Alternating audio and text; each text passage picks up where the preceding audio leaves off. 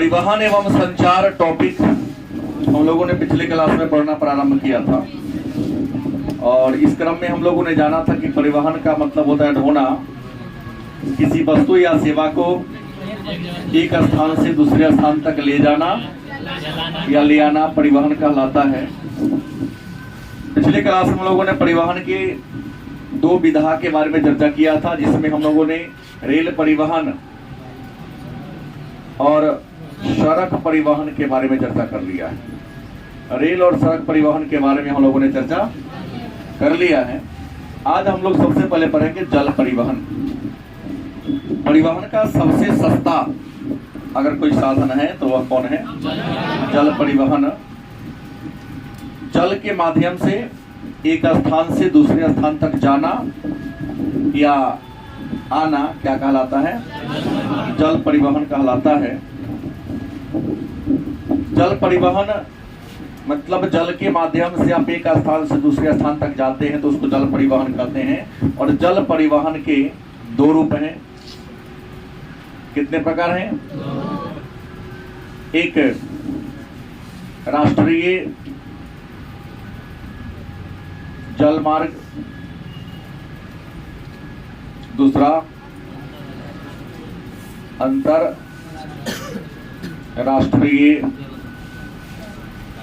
जल मार्ग।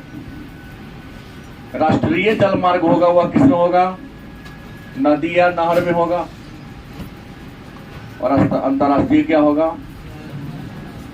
समुद्र या महासागर में होगा। गलत सही? राष्ट्रीय जल मार्ग जब किसी देश में कोई नदी है और उसी नदी के माध्यम से एक राज्य से दूसरे राज्य, एक शहर से दूसरे शहर में यदि आप आवागमन करते हैं तो उसको क्या कहेंगे? हम राष्ट्रीय जल मार्ग कहेंगे। लेकिन यदि सागर या महासागर के माध्यम से एक देश से दूसरे देश किसी वस्तु या सेवा को लाते जाते हैं उसको अंतरराष्ट्रीय जल मार्ग के नाम से जानते हैं। गलत सही? मतलब राष्ट्रीय जल मार्ग देश के अंदर जो नदियां हैं उस नदियों में परिचालन होता है और अंतरराष्ट्रीय जल मार्ग समुद्र के माध्यम से एक देश से दूसरे देश में हम वस्तु या सेवा को लाते जाते हैं। दूसरा महत्वपूर्ण बात यह होगा आपके मन में, ये बात जान गए तो जल परिवहन को प्रभावित करने वाले कारक, जल परिवहन को प्रभावित करने वाले, देखिए जल परिवहन को प्रभावित करने वाले अनेक कारक हैं। याद रखेंगे कि जल परिवहन के लिए सबसे पहली बात क्या हो कि जिस नदी में या जिस समुद्र में आप नाव चला रहे हो, जहाज चला रहे हो, उस नदी की गहराई लगभग बराबर होना चाहिए। गलत सही? ऊबर खाबर होगा चलाने में क्या होगी? कहीं बहुत ज्यादा गहरा पानी, कहीं कम पानी, चटक जाएगा जाके। दूसरी, नदी का जो मोड़ है तीखा नहीं होना चाहिए। जो तेज मोड़ होगा तो नाव को घुमाने में क्या होगी? परेशानी होगी, नाव या जहाज पलट सकता है। दूसरा, धारा, जल की गति तेज नहीं होना चाहिए। जैसे बहुत तेज गति से अगर पानी बह रहा हो तो वहां जहाज या नाव को चलाना क्या है थोड़ा, क्योंकि रुकना चाहेगा आपसे कंट्रोल नहीं होगा, उससे ब्रेक थोड़ी नहीं। गलत सही? तीसरा, नदी अगर खरा ढाल वाला होगा तो उसमें भी क्या होगा? नहीं चलेगा। तो जल परिवहन को प्रभावित करने वाला पहला कारक है कि जिस नदी में आप जहाज को चला रहे हैं, उसमें पानी लगभग बराबर होना चाहिए, प्रचुर मात्रा में होना चाहिए। नदी के पेंडी में गाद जमा नहीं होना चाहिए, मिट्टी ज्यादा नहीं जमा होना चाहिए। तीसरा, उसकी धारा तेज नहीं होना चाहिए, तीखा मोड़ नहीं होना चाहिए, जल का गति तेज ज्यादा नहीं होना चाहिए, तभी जाके आप वहां जहाज चला पाइएगा, अन्यथा नहीं चला पाइएगा। जैसे नर्मदा, ताप्ती, कृष्णा, ये जो नदियां हैं इसमें नाव नहीं चलता है। क्यों? क्योंकि जल की गति बहुत क्या है? तेज है। अब मोड़ बहुत तीखा, वहां चलना क्या है? मुश्किल है। अब प्रश्न है, हर साल पूछता है 2 अंक में, तो जल परिवहन से लाभ क्या है? जल परिवहन से हर साल इस प्रश्न को 2 अंक में पूछा ही जाता है कि जल परिवहन से क्या फायदे हैं, क्या लाभ है, हमको बताइए। तो पहला तो लाभ यह है कि परिवहन का सबसे सस्ता साधन है। गलत कि सही? दूसरा लाभ यह है कि जल परिवहन के लिए आपको मार्ग बनाने की जरूरत नहीं होती। गलत कि सही? नदी में देखें सरकार सड़क बनवाती कि मैं जहाज चलेगा, नहीं, पानी की गहराई होनी। तीसरा लाभ है कि कितना भी भारी सामान हो, जितना भारी सामान आप जल जहाज से ला सकते हो, उतना भारी सामान न रेल में ला सकते हैं न सड़क पर ला सकते हैं, क्योंकि सड़कें टूट जाएगा। आप पानी के माध्यम से, जल के माध्यम से कितना भी भारी सामान क्यों न हो, गलत सही, बड़ी आसानी से उसको आप क्या कर सकते हैं, ला सकते हैं। तीसरा लाभ ये है परिवहन लागत कम आती है। किसी सामान को अगर समुद्र के माध्यम से लाओ या नदी के माध्यम से लाओ तो खर्चा क्या होगा? अगर सड़क के माध्यम से लाओगे, रेल के माध्यम से लाओगे, हवाई जहाज के माध्यम से लाओगे तो बहुत ज्यादा खर्चा पड़ जाएगा। और खर्चा पड़ जाएगा तो सामान क्या होगा? महंगा बिकेगा।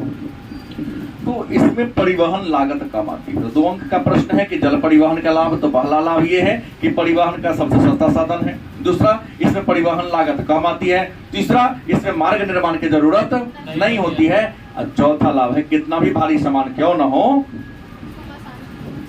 आप बड़ी आसानी से उसको क्या कर सकते हैं, ला और ले जा सकते हैं। अब सवाल है कि हमने पहले ही कह दिया कि हम ये भारत नहीं विश्व के बारे में चर्चा कर रहे हैं, तो मन में होगा कि विश्व के प्रमुख समुद्री मार्ग, एक आता है कि विश्व के प्रमुख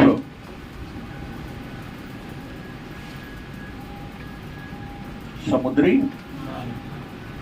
मतलब संसार में तो समुद्र के माध्यम से अनेक सारे मार्ग हैं जिसमें जहाज चलती है। याद रखेंगे ये नहीं कि कोनो में समुद्र में जहाज कटा देगा, क्योंकि समुद्र में भी बड़ी बड़ी पहाड़ियां हैं, हिमालय से भी ऊंचा और एंडीज से भी लंबा पहाड़ी समुद्र के अंदर है। और समुद्र में जो पहाड़ी उसको कटक कहते हैं। क्या कहते हैं? जहाज में जो ड्राइवर होते हैं ना, वो हरवाहा ना होता है, अब पहलवान नहीं होता है, वो इंजीनियर चलाता है। बात समझ गए? उसको भौतिक शास्त्र का पूरा ज्ञान होना चाहिए कि समुद्र में तो बड़े बड़े बर्फ तैर रहे हैं, उसको प्लावी हिमखंड कहते हैं। पता लगा लेगा कि बर्फ कितना दूर है, पत्थर कितना दूर है, पहाड़ कितना, हम यहाँ कितना दूर पर है। कहीं टकरा गया तो जहाज को क्या कर देगा? तोड़ देगा। जैसे दुनिया की सबसे बड़ी जहाज 1912 में बनी थी, टाइटैनिक, ट्रायले पर निकला था, एगो बर्फ के टकरा गया, पहले के ट्रायल में डूब गया, उसका परमाणु नहीं मिला, कहाँ है क्या जी? डूब गया वो है? नहीं, सब जारी है कि गया कहाँ वो। इतना बड़ा, दुनिया का सबसे बड़ा लगाया था अनुमान लोगों ने कि डूबो करेगा तो डूबने में 5-6 दिन का समय लगेगा, पूरा डूबने में, क्योंकि जहाज में लंगर होता है ना, तब तक बचा लिया जाएगा उसे, पूरा डूबने में उसे, लेकिन घंटों नहीं लगा। प्रकृति के आगे सब विद्वान फेल है, नहीं है। तो दुनिया के जो बड़े बड़े समुद्री मार्ग हैं, इसमें सबसे पहला है उत्तरी अटलांटिक समुद्री मार्ग। कौन है? उत्तरी अटलांटिक समुद्री, क्या उत्तरी अटलांटिक, अटलांटिक महासागर को अंध महासागर भी कहते हैं। हमारी पृथ्वी आप देख लीजिए, गोल है। हमारी पृथ्वी क्या है? गोल है। इस गोल पृथ्वी में यहाँ आप जान रहे हैं उत्तरी अमेरिका महादेश है, यहाँ दक्षिणी अमेरिका महादेश है, यहाँ अंटार्कटिका महादेश है, यहाँ ऑस्ट्रेलिया महादेश है, यहाँ अफ्रीका है, यहाँ पर क्या है? यूरोप है, और यहाँ पर पूरा क्या है? एशिया महादेश है। गलत कि सही? मान लो यहाँ जो महासागर है, इसके बीचों बीच एक रेखा है जिसको कहते हैं आप हैं भूमध्य रेखा या विषुवत रेखा। इस ऊपर वाला को उत्तरी गोलार्ध, नीचे वाला को।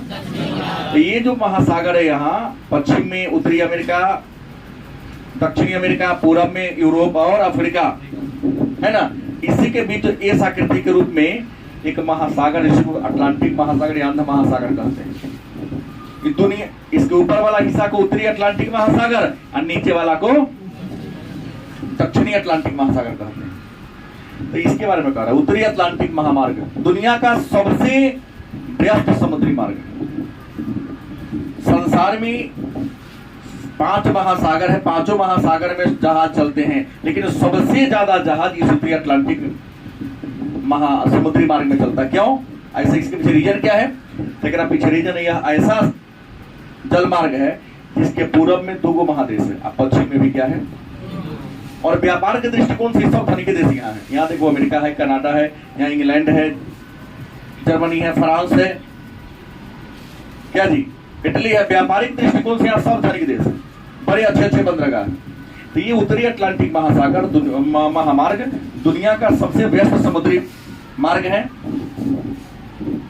इस महामार्ग के, इस समुद्री महामार्ग के पूर्वी किनारे पर यूरोप महादेश और अफ्रीका महादेश है, वहीं पश्चिमी किनारे पर उत्तरी अमेरिका महादेश और दक्षिणी अमेरिका महादेश है।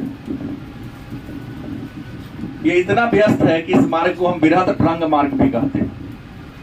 बृहद ट्रंक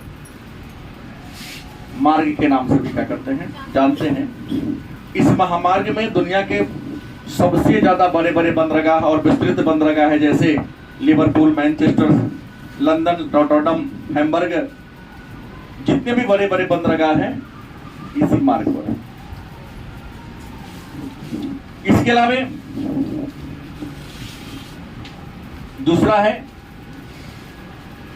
भूमध्य सागर हिंद महासागर समुद्री मार्ग। भूमध्य सागर क्या है देख लीजिए, अगर इसको मिटा दें हम थोड़ा सा, तो हमने कहा कि एशिया है, यहां जो महासागर है वह है हिंद महासागर, यहां जो कौन है, और इसके ऊपर है अरब सागर, और यहाँ ये तो अटलांटिक है, यहाँ पर जो है भूमध्य सागर है, कौन है, और यहाँ पर लाल सागर है। तो भूमध्य सागर से हिंद महासागर की ओर चलने वाले भी क्या है, समुद्री मार्ग है। इसी समुद्री मार्ग को भूमध्य सागर हिंद महासागर, भूमध्य सागर से क्रॉस करता है और हिंद महासागर की ओर आता है। और यहाँ तक इस रास्ते से इधर अफ्रीका पड़ जाएगा, इधर यूरोप पड़ जाएगा, यहाँ एशिया हो जाएगा, और हिंद महासागर को टच करके आएगा इधर प्रशांत महासागर में घुसते ऑस्ट्रेलिया भी प्रवेश कर जाएगा। जो भी सड़क गुजर रहा है कहीं न कहीं महादेश के अगल बगल से गुजर रहा है। तीसरा जो बड़ा अगर बात करते हैं उसका नाम है उत्तमाशा अंतरिक्ष समुद्री मार्ग। कौन है? उत्तमाशा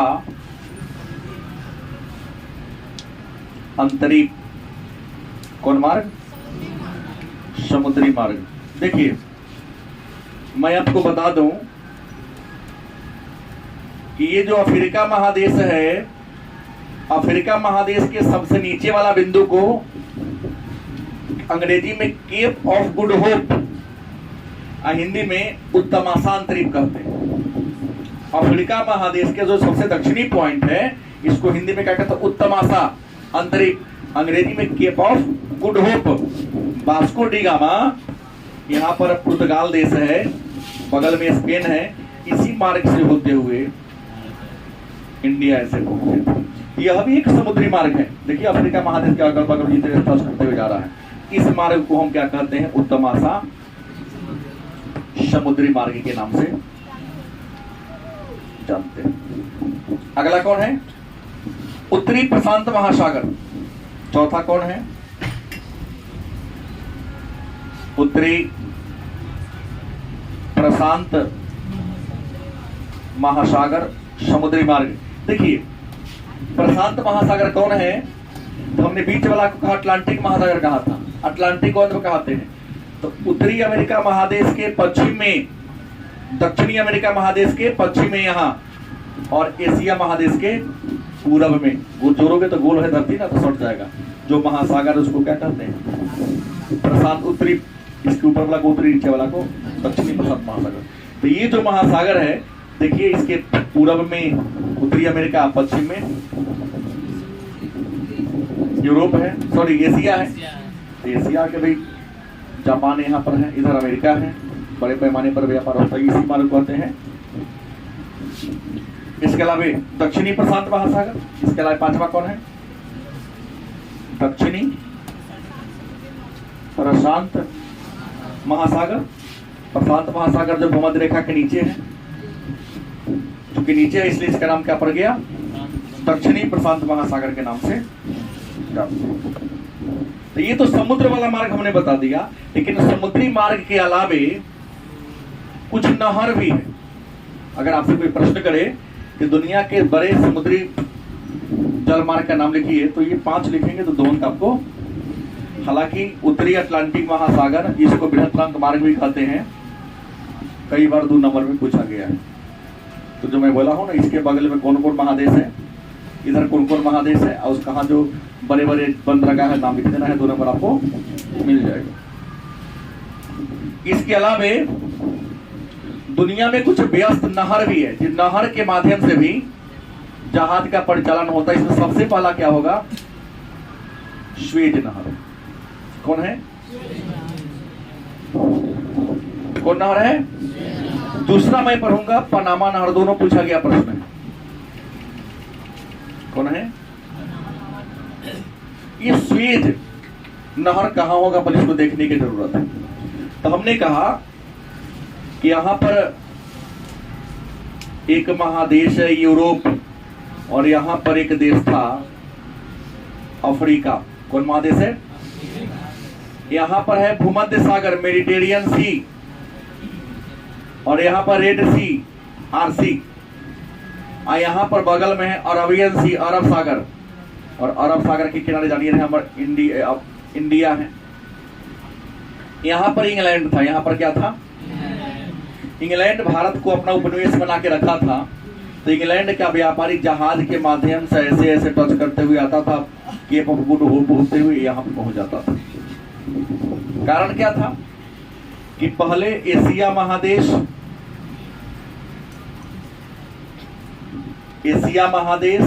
अफ्रीका महादेश, यूरोप महादेश और अफ्रीका महादेश का तो सटल था जमीन से, क्योंकि ये बीच वाला जो रास्ता था भूमध्य सागर और लाल सागर को कट कर देता था।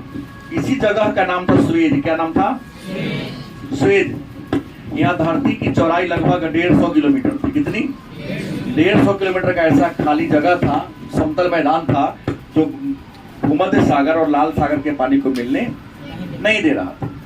तो फ्रांस का एक इंजन, यहीं पर एक देश है फ्रांस, वो भी इंडिया को गुलाम बना कर रखा था, कुछ वर्षों तक व्यापार किया था। तो फ्रांस का एक इंजीनियर था, फ्रांसिस डी लेसेप्स। क्या नाम था? Francis de Lesseps. उसने कहा इस जमीन को यदि क्या कर दिया जाए, काट दिया जाए, तो भूमध्य सागर मतलब मेडिटेरियन सी एंड रेड सी का पानी आपस में क्या हो जाएगा? सट जाएगा। गलत? सही। ऐसे सटेगा तो जो भी जहाज होगा हम सीधा इसी से क्रॉस करा देंगे। इससे हमारा यात्रा का समय भी कम जाएगा, यात्रा की दूरी भी कम जाएगी, परिवहन का लागत भी क्या हो जाएगा? घट जाएगा, और हमको व्यापार में बड़े पैमाने पर क्या होगी? मुनाफा होगी। तो भूमध्य सागर और लाल सागर को जोड़ने वाली नहर को क्या कहते हैं? कौन नहर कहते हैं? इस नहर का निर्माण शुरू हुआ 1859 से 1869 तक, 10 साल लगा था बनने में। इस नहर की लंबाई की अगर हम बात कर ले कि स्वेज नहर की लंबाई कितनी है, तो मैं बता दूं कि स्वेज नहर की लंबाई लगभग 150 किलोमीटर है और चौड़ाई 415 मीटर के आसपास है। कितना? 160 किलोमीटर लंबाई है और चौड़ाई थोड़ा सा क्या है, इतना कम है कि कोरोना काल में जापान का बहुत बड़ा जाता सब घसीए गया था। मात्र 415 मीटर है ही नहीं। प्राइवेट एक्सपर्ट था, बड़ा मुश्किल से उसको निकाला। दुनिया का सबसे व्यस्त नहर मार्ग है और दुनिया की सबसे सघन आबादी से गुजरने वाली यही नहर है। तो भूमध्य सागर लाल सागर को जोड़ती है। पिछला बार एक प्रश्न किया था, तो स्वेज नहर किन 2 बंदरगाहों को जोड़ती है? तो स्वेज नहर के एक किनारे पर यहाँ एक बंदरगाह, यहाँ बंदरगाह नाम है पोर्ट सईद और स्वेज। पोर्ट सईद और स्वेज बंदरगाह को जोड़ती है, लाल सागर और भूमध्य सागर को जोड़ती है। मतलब स्वेज नहर नाम का ही पड़ा था, यहाँ स्वेज नामक गांव था, उसी गांव के काट के बना दिया गया था। क्योंकि फ्रांस ने बनाया इसलिए फ्रांस का दबदबा था। लेकिन 1956 में जब राष्ट्रीयकरण किया था, फ्रांस ने विरोध किया था, इजराइल ने विरोध किया, तो रूस और अमेरिका टाइट हुआ, ताकि पीछे हटा कौन? चूंकि यह पड़ता है मिस्र में, तो पूरे नहर से जितनी आमदनी होती है सब पैसा किसको मिलता है? मिस्र को मिलता है। किसको मिलता है? मिस्र के कुल जीडीपी का, सकल घरेलू उत्पादन का 10% इनकम इसी स्वेज नहर से प्राप्त होता है। दुनिया का सबसे व्यस्त नहर है। यह भूमध्य सागर और लाल सागर को क्या करती है? जोड़ती है। पोर्ट सईद और स्वेज बंदरगाह को जोड़ती है। निर्माण 1869 में हुआ, राष्ट्रीयकरण 1956 में हुआ। इस नहर का डिजाइन फ्रांस के इंजीनियर फ्रांसिस डी लेसेंस ने किया था। आज इस पर किसका अधिकार है? किसका अधिकार है? मिस्र का अधिकार है। गलत कि सही? एक और नहर पढ़ लेते हैं, वो नाम है पनामा नहर। कौन नहर है? ये पनामा नहर क्या है? देखिए, पनामा नहर जो है, आपको मैं बताया हूं कि एक महाद्वीप है जिसका नाम है उत्तरी अमेरिका। क्या नाम है? ये उत्तरी नॉर्थ अमेरिका कॉन्टिनेंट, एक नीचे जस्ट साउथ अमेरिका कॉन्टिनेंट, मतलब दक्षिणी अमेरिका महाद्वीप। अमेरिका के पूरब में अटलांटिक महासागर है, अब पश्चिम में कौन है? प्रशांत महासागर है। उत्तरी अमेरिका और दक्षिणी अमेरिका के पूरब में कौन महासागर है? गलत। पूरब में अटलांटिक महासागर, जिसको अंध महासागर भी कहते हैं। और पश्चिम में कौन है? हमने कहा इधर है अटलांटिक। क्या है? अटलांटिक है। और इधर कौन है? इधर है प्रशांत। उत्तरी अमेरिका दक्षिण अमेरिका के बीच में छोटे छोटे टापू हैं, कई टापू हैं यहाँ पर। इसी टापू को कहते हैं कैरिबियाई द्वीप। क्या कहते हैं? कैरिबियाई द्वीप कहते हैं। और यही टापुओं के समूह का क्रिकेट टीम नाम बन गया है वेस्ट इंडीज। वेस्ट इंडीज कोई देश नहीं है, वेस्ट इंडीज कोई देश। इसी कई वो अलग अलग टापू पर के एक से बढ़कर एक खिलाड़ी हैं, वो टीम बना लिया है वेस्ट इंडीज। मैं चल रहा है, अच्छा तो कोई बात नहीं। तो वेस्ट इंडीज कोई देश है नहीं, ये क्रिकेट टीम है। इन्हीं कई टापू, कैरिबियाई टापू के जो खिलाड़ी से वो मिलकर बना लिया है। और अच्छा प्लेयर यहाँ इसके साथ भी है। तो यहाँ पर क्या छोटे छोटे टापू थे। अब उत्तरी अमेरिका और दक्षिणी अमेरिका, यहाँ से यहाँ तक सड़क मार्ग से जाएगा तो खर्चा लगेगा, रेल से तो खर्चा लगेगा। तो जहाज से भारी भारी सामान प्रशांत महासागर को घूमते हुए अटलांटिक महासागर में आता था, फिर यहाँ पर आता था। लंबा दूरी हो गया। अमेरिका ने सोचा कि यहाँ छोटे छोटे टापू हैं, अगर टापू को क्या कर दिया जाए, हटा दिया जाए, तो प्रशांत महासागर और अटलांटिक महासागर का पानी क्या हो जाएगा? सट जाएगा। लेकिन बहुत खर्चा वाली बात थी। खर्च ये था कि यहाँ पर बड़े बड़े पहाड़ थे।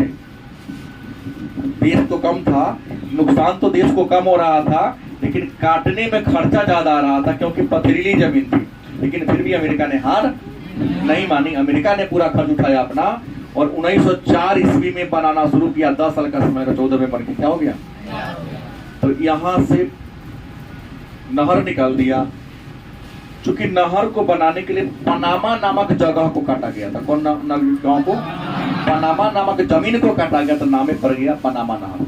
चूंकि पनामा नहर बन गया तो कौन महासागर को और कौन महासागर को? प्रशांत महासागर को जोड़ती है, इसलिए इसको नाम पड़ गया पनामा नहर। और हिंदू महासागर को जोड़ रहा है तो अटलांटिक और इस दोनों महासागर पर एक उनको बंदरगाह भी है। एक बंदरगाह का नाम है कोलोन। क्या नाम है? कोलोन। और दूसरे का नाम है पनामा। तो पनामा नहर दो को प्रश्न हुआ, हिंदू महासागर को जोड़ती है तो प्रशांत और अटलांटिक। किन दो बंदरगाह को जोड़ते हैं तो कोलोन और पनामा नहर का निर्माण कब से कब तक हुआ? 1904 से 1900। इस नहर को बनाने के लिए एक बहुत बड़े पहाड़ को काटा गया था, उस पहाड़ का नाम था गिलाड की पहाड़ी। इस नहर के बनने से सबसे अधिक फायदा किसको हुआ है? अमेरिका को, क्योंकि अमेरिका के पश्चिमी राज्य और पूर्वी राज्य के बीच की दूरी क्या हो गई है? यहां से घूम के ना कहीं यहीं से घूम जाता है। तो ये जो भी हमने चर्चा की आपके सामने, ये सारे जो बंदरगाह है अंतरराष्ट्रीय है। हमने अंतरराष्ट्रीय जलमार्ग की चर्चा किया है। कुछ आंतरिक जलमार्ग, कुछ हम क्या चर्चा करेंगे? आंतरिक जलमार्ग। आंतरिक, और कहेंगे ये आंतरिक जलमार्ग क्या होता है? तो किसी देश के अंदर नदियों में जब जलमार्ग का निर्माण किया जाता है तो उसको हम आंतरिक जलमार्ग के नाम से। आंतरिक जलमार्ग में सबसे पहला नाम हमारा आएगा, नंबर 1 राइन जलमार्ग। कौन आएगा? दूसरा है डेन्यूब, डेन्यूब जलमार्ग। तीसरा कौन होगा? बोल्गा जलमार्ग।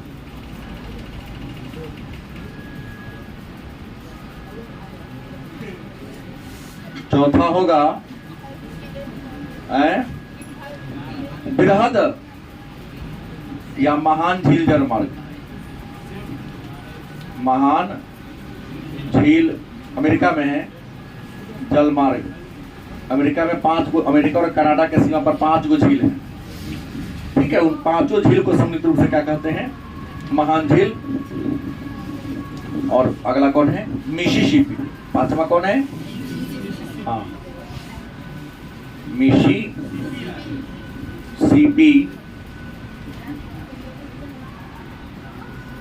जल।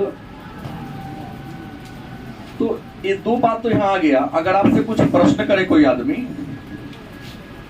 कि कुछ प्रमुख समुद्री जलमार्ग का नाम बताइए, तो बड़ी आसानी से 5 का नाम दे देंगे।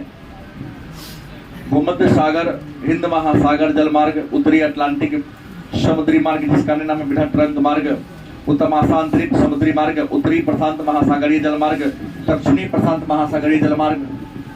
फिर अगर आपसे प्रश्न करें कि विश्व के कुछ प्रमुख नहर मार्ग का नाम बताइए, तो नहर मार्ग में भी है कई गो, लेकिन हमने 2 का नाम दिया। एक स्वेज नहर, एक पनामा नहर, इसके अलावा कील नहर, सू नहर, मैनचेस्टर नहर, उत्तरी सागर नहर, कई हैं, लेकिन फेमस यही 2 है। यहाँ 2-2 नंबर का प्रश्न कई बार पूछा। और आंतरिक जलमार्ग में कौन होगा? तो आंतरिक जो देश के अंदर चलता है, नदियों में चलता है, तो राइन जलमार्ग। आप जानबे करते राइन कौन देश की नदी है? जर्मनी की नदी है। कहाँ की नदी है? जर्मनी की नदी है। और यह जो नदी है जर्मनी की सबसे प्रमुख नदी है, सबसे व्यस्त नदी में से एक है। और संसार में जहाज चलने वाली जितनी भी नदियां हैं उन सब में अगर सबसे ज्यादा अगर जहाज किसी नदी में चलता है राइन नदी, तो दुनिया की सबसे व्यस्त नदी। क्योंकि जितना राइन नदी में जहाज चलता है उतना दुनिया की किसी नदी में जहाज। और दुनिया का सबसे व्यस्त समुद्री मार्ग तो उत्तरी अटलांटिक। हाँ, आपको बता दें कि राइन नदी में जो जहाज चलता है उस जहाज पर सबसे अधिक कोयला ढुआता है। क्या ढुआता है? इसलिए राइन नदी को कोयला की नदी कहते हैं। इस नदी को कोयला की नदी कहते हैं। क्यों कहते हैं भाई? क्योंकि इसमें जितने भी जहाज चलते हैं उन जहाज में सबसे ज्यादा क्या ढुआई होता है? तो राइन नदी को हम क्या कहेंगे? कोयला की नदी के नाम से भी। दूसरा है बोल्गा, सॉरी डेन्यूब जलमार्ग। दूसरा कौन है? देखिए, डेन्यूब जलमार्ग यूरोप में है। कहाँ है? और यूरोप महादेश की सबसे बड़ी आंतरिक जलमार्ग है। डेन्यूब एक नदी है जो यूरोप महादेश के कई देश जैसे Hungary, Austria, Yugoslavia, Romania, Bulgaria 5 देशों से होकर गुजरती है। डेन्यूब जलमार्ग यूरोप महादेश का सबसे बड़ा आंतरिक जलमार्ग है। यह जलमार्ग हंगरी, ऑस्ट्रिया, यूगोस्लाविया, रोमानिया और बुल्गारिया में होते हुए काला सागर में जाके क्या होती है? मिल जाती है। वोल्गा जलमार्ग, यह रूस का सबसे लंबा जलमार्ग, क्योंकि वोल्गा नदी कौन देश में है? वोल्गा नदी कौन देश में है? रूस में है। और इस जलमार्ग की लंबाई लगभग 11,200 किलोमीटर है। कितना है? जहाज चलाने के लायक इस जलमार्ग की लंबाई कितनी है? 11,200 किलोमीटर है। और पूरे यूरोप महादेश में, हालांकि नदी तो रूस की है, इससे बड़ा कोई जलमार्ग, आंतरिक जलमार्ग नहीं है। अगला है महान झील। देखिए, महान झील जो हमने पहले ही कहा कि अमेरिका में है। अमेरिका और कनाडा के सीमा पर 5 गो छोटे छोटे या बड़े बड़े झील हैं, जैसे ईरी झील, सुपीरियर झील, हुरन झील, ओंटारियो झील, सू नहर। तो ईरी, ओंटारियो, सू, मिशिगन, इन 5 झील को सम्मिलित रूप से कहते हैं महान झील। इतना बड़ा झील है कि उसमें क्या चलता है? जहाज चलता है। अगला मिसिसिपी, जानते हैं, यह भी एक अमेरिका और कनाडा के सीमा को अलग करने वाली। मिसिसिपी के दक्षिण में अमेरिका देश है और उत्तर में कनाडा है। तो अमेरिका और कनाडा के बीच बहने वाली नदी है। इस नदी से बड़े पैमाने पर नहर चलते हैं, जहाज चलते हैं, जो अमेरिका और कनाडा के बीच व्यापार का एक मार्ग, साधन है, माध्यम। तो ये है जलमार्ग में हमने कह दिया। एक और है पाइपलाइन परिवहन, आपने सुना होगा, हमने चर्चा भी किया था। पाइप लाइन परिवहन। देखिए, पाइप के माध्यम से, किसके माध्यम से? पाइप के माध्यम से तरल पदार्थों को, कौन पदार्थों को? पाइप के माध्यम से तरल पदार्थों को एक स्थान से दूसरे स्थान तक ले जाना या वहां से क्या करना? ले आना, पाइपलाइन परिवहन कहलाता है। दुनिया में सबसे ज्यादा पाइपलाइन और सबसे पहले पाइपलाइन अमेरिका में बना था। पाइपलाइन का घनत्व सबसे अधिक कहां है? अमेरिका में। कोई दिक्कत? अमेरिका में ज्यादा इसलिए है क्योंकि उस प्रकार की वहां पर इंफ्रास्ट्रक्चर है, भौगोलिक संरचना उसकी है, और कैपिटल भी वहां है। शिक्षा का स्तर भी क्या है? ज्यादा है। यहाँ तो आतंकवादी बात घूम रहेगा, राजनेता ही कोनो घटना घटा, कुछ घटना घटवा देगा और नाम लगा देगा सत्तारूढ़ या विरोधी पार्टी का। क्योंकि भारत में जो सांप्रदायिक दंगा होते हैं उसमें उसका भी राजनीतिकरण होता है, वोट बैंक बनाने के लिए सारा होता है। राजनीति की सबसे बड़ी बात कहता है कि समस्या क्रिएट करो, क्योंकि राजनीति समस्या पर होता है। समस्या नहीं होगी तो राजनीति नहीं होगी। राजनेता लोग खुद समस्या क्रिएट करते हैं, नहीं वैकेंसी निकालते हैं, कुछ उसमें कुलू छोड़ देते हैं और अपने किसी आदमी से केस करवाते हैं, वैकेंसी पर रोक लगवा देते हैं। जब कोर्ट क्लियर करेगा तो ना परीक्षा होगी। गलत है, सारा बात यही होता है। आगे पढ़िएगा तो क्लियर होते चलेगा। तो पाइपलाइन परिवहन, परिवहन का सबसे आधुनिक, सबसे नवीन माध्यम है। पाइप के माध्यम से तरल पदार्थ को एक स्थान से दूसरे स्थान तक ले जाना या वहां से क्या करना? ले आना, पाइपलाइन परिवहन कहलाता है। पाइपलाइन का निर्माण सबसे पहले कहाँ हुआ था? अमेरिका में है। पाइपलाइन का घनत्व भी सबसे अधिक अमेरिका में है। और पाइप के माध्यम से गैस, पानी, दूध, पेट्रोलियम, इन पदार्थों को ढोया जाता है। भारत में भी अनेक सारे पाइपलाइन है। इसमें सबसे बड़ा भारत का पाइपलाइन है एचबीजे पाइपलाइन, इंडिया की सबसे लंबी, लगभग 1750 किलोमीटर लंबा है। H for Hazira, B for Bijapur, J for Jagdishpur, 3 गो शहर से होकर गुजरती है, तो नाम रख दिया एचबीजे पाइपलाइन। गैस ढोता है इसे। और दुनिया के पेट्रोलियम धोने वाली सबसे बड़ी पाइपलाइन है, उसका नाम, उसको हम बिग इंच कहते हैं। क्या कहते हैं? कई बार पूछा गया प्रश्न है कि बिग इंच का संबंध किससे है? तो पेट्रोलियम से। किससे है? अब कहोगे सर पाइपलाइन परिवहन का लाभ क्या है? तो पाइपलाइन से कई लाभ है। जैसे पहला लाभ, किसमें बनाना एक बार पड़ता है, परिवहन लागत कम आती है और परिवहन हमेशा बनी रहती है, वस्तु की आपूर्ति, क्योंकि उसको जाम उम का कोई समस्या। अगला लाभ है कि उसको पहाड़, पठार, जंगल, समुद्र, सागर, महासागर बड़ी आसानी से पहुंचा सकते हैं। समुद्र में सड़क बनाना, समुद्र में पुल बनाना कठिन है, लेकिन पाइप बिछाना कठिन। तो पाइपलाइन परिवहन का लाभ ये है, इससे वस्तु की पूर्ति लगातार बनी रहती है। दूसरा, वस्तु में रुकावट नहीं आती है। तीसरा, परिवहन लागत भी यहाँ क्या होता है, कम आता है। गलत सही। और चौथा, इसको कहीं भी बड़ी आसानी से लगाया, लेकिन हानि है। हानि ये है, कहीं लीक कर गया और आतंकवादी लोग कहीं क्रैक करके उसमें बम विस्फोट करा दिया, तो जो शहर से गुजरा है सबको आग लगा देगा 2 मिनट। गलत सही। क्योंकि पेट्रोलियम भी ज्वलनशील है। बिहार में एक पुल है, राजेंद्र सेतु, गंगा नदी पर बना हुआ है, 3 मंजिला पुल है। उन्होंने देखा है? नहीं देखे हो? देवघर जाओगे बाबा धाम तो उस पुल को पार करके ही लोग जाता है। सबसे नीचा वही पाइपलाइन है, जो असम से बड़ी मोटा पाइप है, उसमें से पेट्रोलियम आता है बरौनी बेगूसराय में, और उसी पेट्रोलियम को साफ करके डीजल पेट्रोल मटेरियल बिहार में बनता है, बेगूसराय में है। उस पुल पर जाकर सेल्फी मत लेना करो। मोबाइल छीन के 2-4 थप्पड़ देके छोड़ दिया तो समझा कि भगवान की कृपा है हमारे ऊपर। सिविल ड्रेस में पुलिस घूमते रहता है कि तू लेकर शेयर नहीं करना शुरू कर दिया तो क्या होगा। ऐसे भी छप्पा वहां कैमरा लगा हुआ है। अब पुलिस भी सिविल ड्रेस में हमेशा घूमती रहती है, तो कहीं भी जाकर फोटो वोटो खिंचाने का परमिशन। समरिया घाट उसको कहते हैं, नहीं उसको पहलेजा थोड़ा इसके अति में है, देवघर जाने वाला रास्ता में पड़ता है। सबसे नीचे पाइपलाइन है, बीच में चलता है ट्रेन और सबसे ऊपर बस ट्रक चलता है। खैर छोड़िए, नहीं जानते तो किसी से कहेंगे तो घबरा जाइएगा। नहीं, और लास्ट में है वायु परिवहन। क्या है? वायु परिवहन।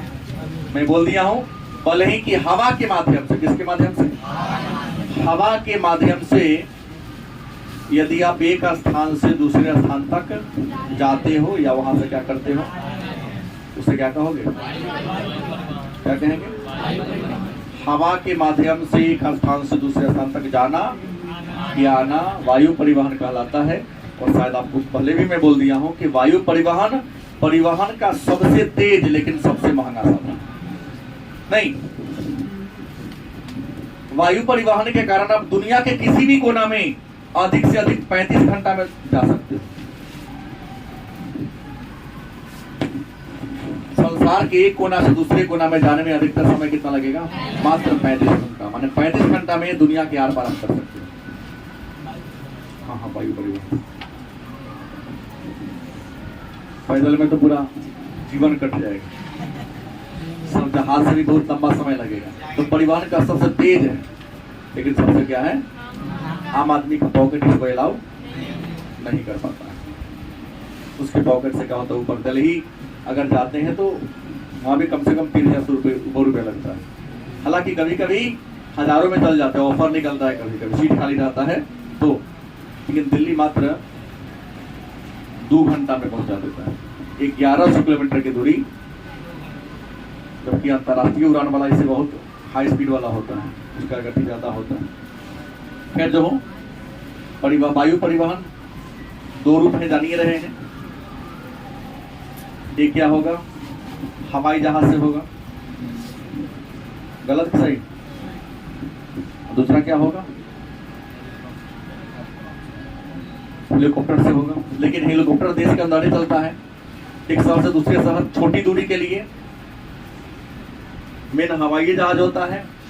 अब जानते हैं कि हवाई जहाज का खोज राइट बंधु ने किया था, 2 भाई था। और हेलीकॉप्टर की खोज ब्रैकेट ने किया था, जानते हैं ना। हवाई जहाज की खोज किसने किया था? राइट बंधु ने। दोनों भाई, छोटा ही था, माँ उसकी खाना पका रही थी। नहीं होता होनहार बीरबन के होत चिकने पात, उस की कहानी है। माँ उसकी खाना बना रही थी लकड़ी पर, तो खाना बनाने के क्रम में क्या देखा कि कुछ धूल कण राख आकाश में उड़ रहा है। दोनों भाई बैठे बैठे दिमाग लगा दिए, भाई कि जब राख उड़ सकता है तो इंसान क्यों नहीं उड़ सकता है? और आप लोग हैं उड़े थे तो उड़े थे, हमारा की मतलब है।